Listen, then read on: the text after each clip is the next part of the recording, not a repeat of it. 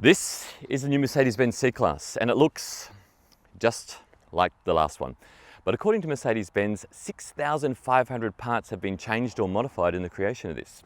And we're going to go through every single one of them. Let's go.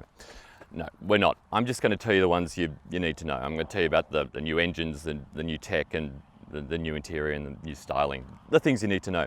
But before we begin, I'm just going to arm you with some information before you throw yourself into a dealership or you go online searching for a C-Class. What do you need to know? You need to know that there's more than one type of C-Class. There's a C-Class is like a building, and this is the C200. It's sort of like the lobby of the building. It's the entry grade. It's got a new engine, a 1.5 litre hybrid. I wish I hadn't have said hybrid. It is a hybrid, but it's not a hybrid that like a Toyota Prius hybrid. It's not a hybrid. But we're going to drive it, and we'll go through that later. Above this, you've got a C220D. It's a diesel. It's kind of like the diesel brother of this one. Above that, you've got the C300. It's a petrol that's got more grunt. And above that, you've got two bonus levels. You've got the Mercedes AMG variants. They're like the hardcore versions of this car, which are kind of like nothing like this car. There's the C43 and there's the C63S. And you can get them in 4 different body styles. You can get them as a sedan like this. You can get them as a coupe, it's a 2-door. Get it as an estate, which is Mercedes' way of saying wagon. And you can get it as a cabriolet, which is a convertible.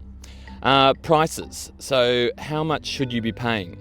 Now it's going to vary depending on when you're watching this and where you're watching this. But we're at the launch of this car, and at the launch the C200 was about 63 grand Australian dollars. And the top of the range C63S was about 160 grand.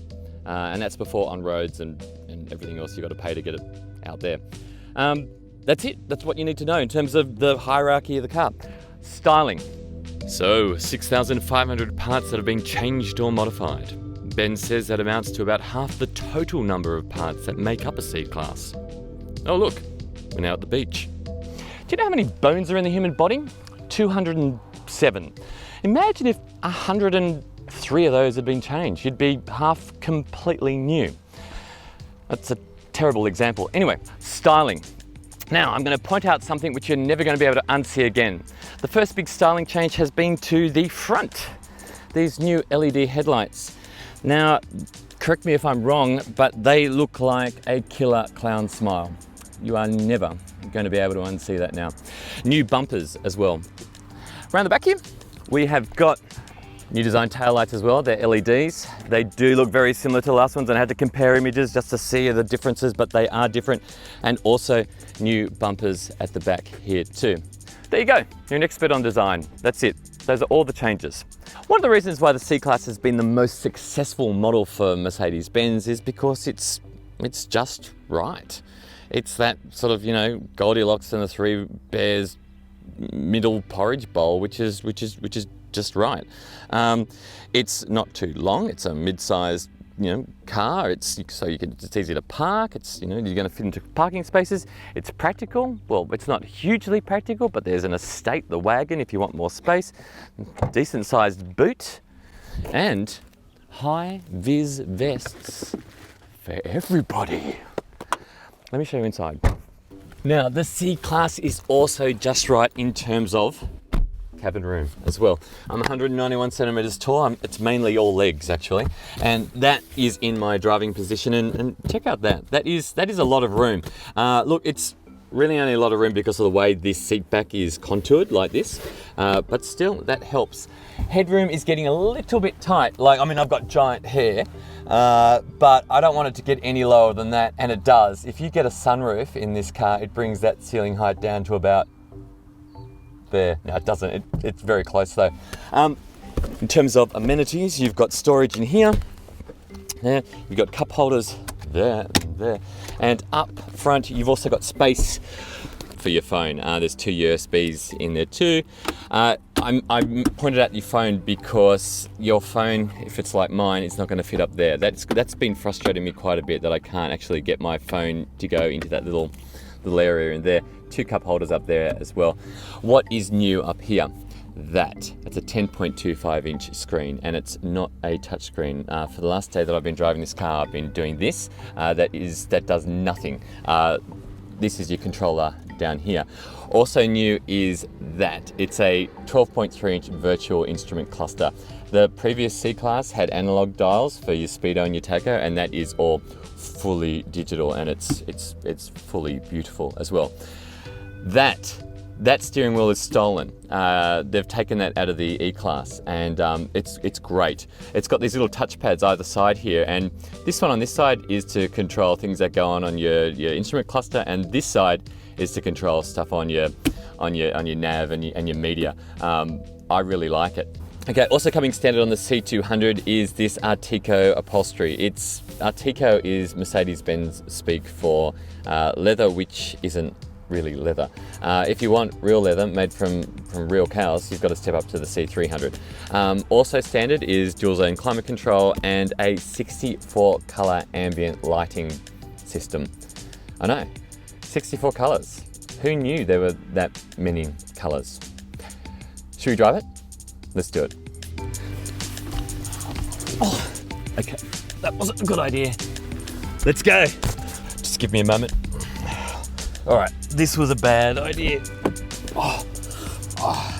Right, let's go. All right, let's go for a drive. Now, at the end of this review, there's going to be a score. I just haven't plucked it out of thin air. If you want to see how I've got to it, go to carsguide.com.au and you'll see the full breakdown there. We break it all down into design and safety and practicality and the driving experience as well. Also, hit subscribe. That way you can keep on top of all our latest videos. And yeah, also give us a like. Yeah, click the like button. Click it twice. Don't click it twice. That turns it off. Right, now that hybrid system. Now it's not a hybrid as in a hybrid electric motor which drives the wheels or anything like that. It's really an electrical system which gives the engine an extra 10 kilowatts of extra power when it needs to. So when you really need that extra 10 kilowatts is when you're pulling away from a standstill, like here we are here, and you put your foot down. What you get sometimes with small turbo engines is a bit of turbo lag, and that hybrid system supplies an extra 10 kilowatts, and that gets the engine off the line without any sort of delay. It also gives you a little bit of extra overtaking power as well. So when you're driving along, say we're going 70 now, and you put your foot down, you can feel it kick in there as well, so there's no delay. So you can safely overtake, you can overtake confidently. It's a good system. And also when you take your foot off, like I've just done now, off the accelerator, you coast. So we're coasting along now at 90 k's, the speed limit's 100, and my revs have dropped to 0. So we can coast along and maintain our speed with my foot completely off the accelerator. When you brake, it recharges the battery. It's got a 48-volt battery separate to the car's actual battery. And then that puts the power back into the battery, and then it's on tap, ready for when you need it again. It's a good little system, I like it. But does the C200 have enough grunt? It's not a performance car. No one's saying that this is a race car, but it's, power and torque is really good. I think for just to make you feel a bit more confident. Like when you're merging, you want to be able to put your foot down and sort of get in front of a car or safely find a spot, or when you're overtaking. Does it have enough? Yeah, it's adequate. It doesn't have more than enough. If it was me, I would probably spend the extra money and get the C300. If the C300's almost 200 kilowatts isn't enough for you, the C43, which we also drove, is kind of the perfect place between mild and wild. Shifting gears in the C43 and the C300, the C220D and the C200, which we're driving now, is a 9-speed auto. To drive though, the C200 it's lovely. Like it's your entry-level C-Class.